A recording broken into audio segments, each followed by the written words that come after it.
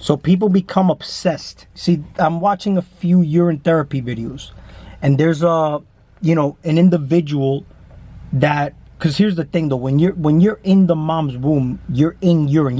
Everybody has done urine therapy in their life. Everybody. You wouldn't be here if you didn't do urine therapy. The whole thing is that you were connected to your mother's, from the umbilical cord, you were connected to your mom, and you were in that womb in something called amniotic fluid. Okay? When you come out, you're now in you're in water right now. You think you're not in water, but you're in water. You're in another womb. This etheric silver cord you got connected to you is what connects you to this Mother Earth right now. But you're in water at the moment. Okay? There's people who I've watched, on the urine therapy videos, and they're very, very obsessive about it. But listen, this is a path. There's nothing wrong with what they're doing. I'm not judging them. I'm only making an example here where there's people who just they don't eat, they don't sleep, they don't even pay attention to their family because they're just focused on making that next $1 million. It's a path. You get what I'm saying? There's nothing wrong with it. There's people who are just obsessed with whatever it is that they immerse themselves into. But that's a path. That's fine. That's perfect. If you're getting what you want out of it, that's a success because you're doing what you want to do. That's a successful individual. You get what I'm saying? I'm going to just put my 2 cents in. There's people who want to do that. But in my opinion, you were in amniotic fluid as a baby because that's where you needed to be. See, now you disconnected from there. You're in another type of environment now. You're in a different condition now. Doesn't require you to sit in urine for 2 hours, 3 hours, or 4 hours. You don't need to do that. You get what I'm saying? Now I'm gonna give you my opinion as to how urine could be used as a superpower. Because you see, as a baby, you're more water than you are right now as an adult. Okay? But this is also due to the fact that we're not eating a proper biologically appropriate diet. You get what I'm saying? But I want you to understand something. Because a lot of people say that how come as a child we're not inclined to drink our urine if that's a natural thing to do? See, but you're being programmed from the mom's womb. That's the whole thing. From the mom's womb. And then you come out and you continue on these programs. It's like a child who's afraid of insects. They're afraid of insects because of the reaction of the parents being afraid of insects. A child is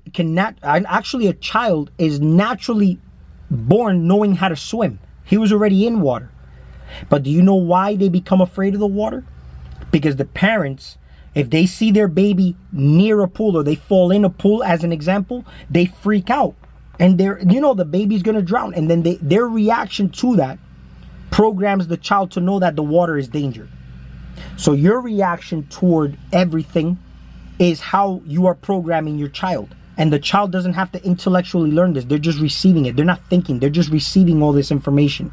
All right? Their conscious mind is not online. They're basically open for whatever it is that's being programmed into their subconscious for them to mold themselves into whatever adult that they molded themselves into, depending on the environment that they came from.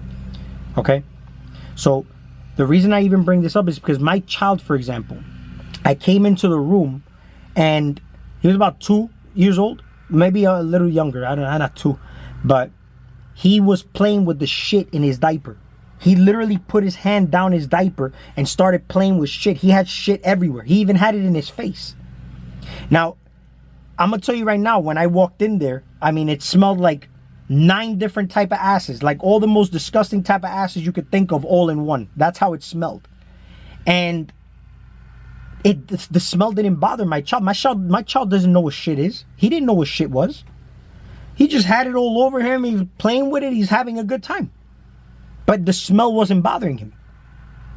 Now my reaction, of course, oh shit, of course they're gonna not. And I'm not telling you shit is good for you. I'm just saying the child, the shit did not bother. The smell didn't bother the child. It's crazy. A child can play with spiders up until your reaction toward the fact that he's playing with a spider, and then he sees that as danger now. He sees the shit as disgusting. But in actuality, let me explain this to you. Your shit indeed is waste. It's a solid. And this, if you really want to look at it, should be given back to the planet. That's the whole thing. Your Mother Earth gives you food. You eat from her food, you process, and you give it back to the earth. That's your waste being processed by earth, which is technically still you. Okay? When you breathe, you're also, this is the main form of detoxification. 70%. When you're breathing, and if you breathe a certain way, you notice how when you do a breathalyzer, they make you go, they make you take a deep breath and blow out a certain way, because they want to measure the amount of toxins that are coming out of you. But this is the way to detox, is breathing in that way is what's you're letting go of these toxins. Along, you can also do different breathing techniques using your imagination, breathing in golden light, releasing black smoke out. You could do this in a slow, controlled way, because a different type of breathing technique will fatigue you. It will make you tired. Certain ones may make you gain more energy. Box breathing, any way you want to put it. There's also certain positions they get into to oxygenate certain areas of the body that are more difficult to oxygenate, down to the coccyx area, by just being in a normal pose. Okay? But when you breathe out air, so I already went through the shit part. That's your solid. You eat foods, solids, to the most solid realm we're in. You give it back to the earth to process. When you breathe out, all right, your waste, you know what's receiving it? The trees. The trees in kind give you back what you need, oxygen. There's the reciprocal exchange going on there. You give out your waste, they happily receive it. They give you back this golden life for you to breathe in. You give Mother Earth shit, she gives you back food, because that shit is fertilizer. It helps the microbes and the bioorganisms in there. But the whole thing is that since people are eating pharmaceuticals and medications and a bunch of fucking bullshit ass GMO food, Mother Earth don't like that. She don't like that kind of shit. Don't give her that kind of shit. Put that shit down the toilet. You get what I'm saying? It's better off there, because that's how you fuck your shit up. Okay? Your urine.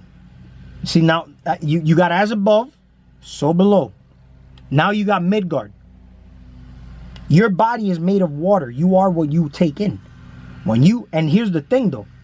The funny thing is that your body lets out what it doesn't need at the moment, but for some strange reason, it also gives you, it also expels what you mostly need. See, I made a video on the urine therapy, and it was basically DMT in the urine. See, certain cases of schizophrenics have a higher DMT concentration in their urine than a normal individual. Certain people with certain conditions have certain chemicals in their urine in higher concentrations than a person who doesn't. Why is that? Could it be that the same way that you give to the earth gives you back, you give to the trees give you back? You're in Midgard. Your body's made of water. You are what you eat. You're more flexible and malleable when you take in water foods, right? But could it be that this elixir, that when you let it out and you ingest it, you're taking in exactly what you need from your body, because your body is a chemical factory, especially anything that gets processed through the liver. We start to use, certain examples as to, from these naturopath doctors. Because listen, I'm an iridologist, and they don't roll with urine therapy. But it doesn't mean that I'm gonna follow that path, because I've done urine therapy before. Okay? And the whole thing is that when you pee, you take in this urine, and when we talk about acids, waste is what's coming out of your urine, 95% of your urine is water. Okay, 5% is considered waste, but that 5% is only depending on what you're eating. If you're eating a lot of animal, meat, and garbage that doesn't belong there, you create a lot of nitrogenous waste and ammonia. This is what is considered the waste. You get what I'm saying? But the whole thing is that aside from all this, you have to understand this. When you take medicines from the pharmaceuticals, they're based on a placebo-nocebo effect. This is a fact. The same way you can make yourself sick with your mind, you can heal yourself with your mind. Your urine, okay? Whatever elixirs you want to believe that are in there, if you believe it to be so, it can actually heal you as well. Okay? If you believe there's nothing in there, then there's nothing in there. But let me explain this to you. One thing is for sure, and this is scientifically proven, the Dr. Emoto experiment, the rice experiment, where he blessed one and he cursed the other one. And there was a significant change in the chemistry of the two. One rotted faster, the other one stayed fucking fresh for a longer period of time. Water holds memory and information, and it's easily structured as well. With your intent, of course. You can structure water. All right? So whatever it is that you are going through, you can actually take this and process it. Maintain awareness, because feeling is the key. Feeling is conscious awareness of vibration. You can also structure this water that comes out of you for it to favor you in any kind of way that you want. Okay? Now, the same way the trees give you back what you need, Mother Earth gives you back what you need, your body is Mother Earth. Okay? But the body, this is where your soul, your spirituality, everything is basically here. Okay? When we talk about solid, liquid, and gas. Okay? But if you know how to loop this urine, because right now we're in water, and everything outside of you is you inverted inside out. You are technically, when you drink water from the faucet or any water that you're drinking other people's piss. You are. But that's okay, because these are just versions of you. Okay? Now, blood, I've watched movies such as Underworld. Underworld, I remember there was a point where they were interrogating somebody, and the vampire, all they did was just drink the blood of that individual, and they were able to read the memory of that individual and gain all the information they wanted just by drinking the blood. Right? Your urine is filtered blood. Okay? Now, here's the thing, though. There's also different techniques to get this elixir to work for you. Okay? So you ever heard of adrenochrome? See, in Hollywood, the elites, they particularly young children, they'll terrorize the children, right? And then they'll draw the blood out. And why is that? Because that blood now holds a certain chemistry, a certain elixir that they're using for their favor. When you do certain things, such as maybe it could be hydrotherapy, which is hot and cold, hot and cold. When you do certain strenuous workouts, particularly squats, all right, in a strenuous way, all your testosterone, all your hormones are in your legs. You bring these hormones up. When you do certain things that get your body into a shock, like a cold ass shower or something where it gets you emotionally triggered to some extent. Do you think that this urine coming out of you won't have a certain chemistry by you stimulating these organs to some extent? You need to think about these little things. You stimulating your body or shocking your body in a certain way will draw certain elixirs into this urine that could benefit you to your advantage, which is filtered blood. When a vampire is depleted, he drinks blood, he gets replenished, right? You're all vampires. You look at this word vampire, reptiles. I made a video on reptiles and reptilians and how we're so much like them. Even the way we shapeshift. You act one way with one person, with your girlfriend you're one way, in a job interview you're another way, with your friends you're another way. You're shape-shifting all the time. Shape-shifting characters. Right? The way you think, the way you feel makes you look a certain way as well. It's another form of shape-shifting. Shape-shifting. So I want you to understand something. Everything that we're using here is a tool, is recyclable. You don't have to go to extremes, but if you do, that's fine. That's a path. I can't judge a monk or a yogi who wants to sit under a tree and live his lifestyle like that and just be a tree. That's his path. That's the extreme of what he took. However, understand that whatever you're polarizing to, you create the opposition. See, if I go into urine therapy, I'm not going to go into it and still talk about they're hiding this from us. They can't stop us from doing this because I'm going into it in the most neutral state possible, knowing that I am actually doing something for me in kind. I am doing something for everybody on the planet because the planet is me. It may look, that's why they say it's a small world after all. It really is a small world. And in fact, you may be thinking of somebody. And in this apparently, what appears to look like such a large planet, you will just attract somebody that may be in another country to reach out to you, or you may even run into that person. Wow, what a small world. It's because you attracted that person to some extent in your reality. Okay? Everything looks so large. The planet seems so far away. But everything is so, they just make you think that you need a rocket, their technology, a rocket ship, to get to the planet like that, which you cannot. That's like me telling you come out of body right now physically. You can't come out of body physically. Anytime you come out of body, it's an experience that doesn't involve physical. It's more mental. It's more of a thought thing.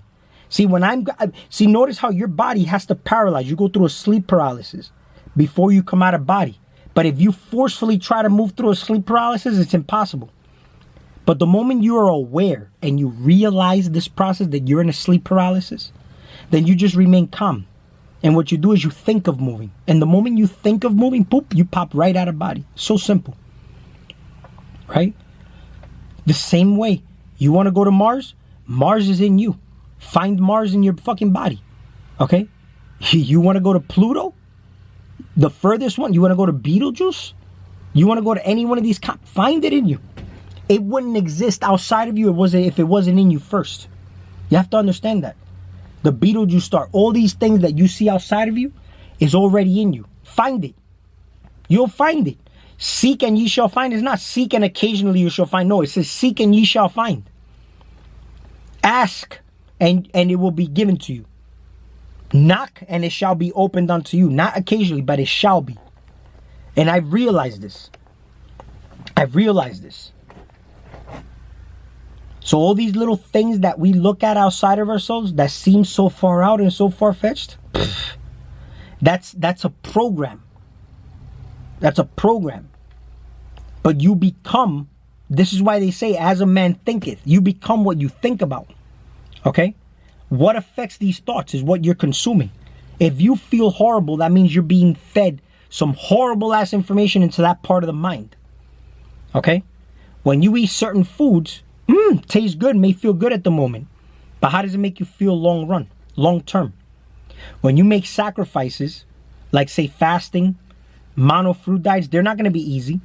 But in the long run, man, health is wealth, right? Health is wealth. See, I'm not telling everybody to live a rigid lifestyle. But if you have a situation that you have imbalances in the body, then what do? You take charge, you take control, and with discipline, you change the outcome. If you find yourself homeless in the street, what do? You just go panhandling and ask for, or do you actually do something to change that reality as fast as you can with the most powerful tool you have, which is the mind and imagination, feeling and emotions, visions, right? But that's the thing, we don't get taught none of this stuff. We don't get taught none of these things. Matter of fact, just learning about money, you'll start to see how energy is actually used out here, because time is money, but they say money is the oil in the machine. But that money still ain't shit unless you are the one that's working it or moving it or investing it or doing something with it. The economy stops if you don't spend money. So who affects the economy? You do. You can create your own economy. So who's the oil in the machine? You are. But you think you're one individual. You're the whole totality of all this. That's the whole thing. Once you start to see that, big changes happen. When you think you're just one individual, then small changes may happen.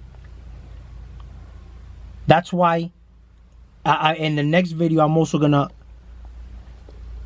propose something to people that they can actually take advantage of. Okay? And that'll be in the next video. Because in the next video, I want to talk about a couple of topics as well. And how people are actually even batteries to some extent. All right? And this is going to tie into what I'm talking about here. And the balance between like vulnerability, you know, how you see yourself and how you want to present yourself to others is actually very important as well. But if you like this video, like it, and we will talk soon.